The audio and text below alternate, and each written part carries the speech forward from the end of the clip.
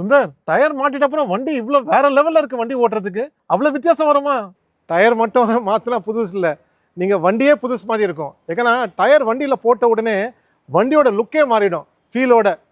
ரெண்டாவது வந்து டயர் மட்டும்தான் ரோடை தொடுது. ஸோ நீங்கள் அந்த டயர் பட்டன் ஃபுல்லாக போட்டு நீங்கள் வண்டி ஓட்டினா, அது கூட நீங்கள் வந்து சிலிக்கா பேஸ் டயர் போட்டு ஓட்டினீங்கன்னா இன்னும் ரொம்ப கம்ஃபர்டபுளாக இருக்கும் ஓட்டுறதுக்கு.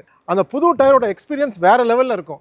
நீங்கள் ஒரு புது டயர் போட்டு அந்த வண்டி மேபி ஒரு 2-3 கிலோமீட்டர் ஓட்டினீங்கன்னா, நீங்கள் எப்படி வண்டி வாங்கினீங்களோ அதோட உங்களுக்கு வண்டி ஓட்டுறது வித்தியாசமாக இருக்கும். ஏன்னா இந்த வண்டி டயர் நீங்கள் தேய என்ன ஆகுனா, அதோட கிரிப்பு, அதோட கம்ஃபர்ட் எல்லாமே போயிடும். நீங்கள் வண்டி கடைசியாக ஓட்டுறப்ப அதுக்கு நீங்கள் பழகிட்டு போயிடுவீங்க. அந்த அந்த கிரிப் இல்லாமல் ஒரு ஃபீலிங் இருக்குது இல்லைங்களா, அதுக்கு நீங்கள் யூஸ் ஆகி போயிடுவீங்க.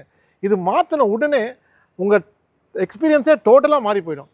ஸோ எப்போவுமே நீங்கள் புது டயர் மாட்டுறப்போ எப்போவுமே வந்து 4 டயர் ஒன்றா மாட்டுங்க. முடிஞ்ச வரைக்கும் சிலிக்கா பேஸ் டயர் போட்டிங்கன்னா டிரைவிங் கம்ஃபர்ட் ரொம்ப நல்லாயிருக்கும், எக்ஸ்பீரியன்ஸ் அருமையாக இருக்கும். ஆஃப்கோர்ஸ் கால் டாக்ஸி கஸ்டமர் கொஞ்சம் வித்தியாசமாக இருக்கும், ஏன்னா லைஃப் கொஞ்சம் கம்மியாக வரும். ஆனால் நீங்கள் ப்ரைவேட் கஸ்டமராக இருந்தால் சிலிக்கா பேஸ் டயர் ட்ரை பண்ணுங்கள், ரொம்ப கம்ஃபர்டபுளாக இருக்கும்.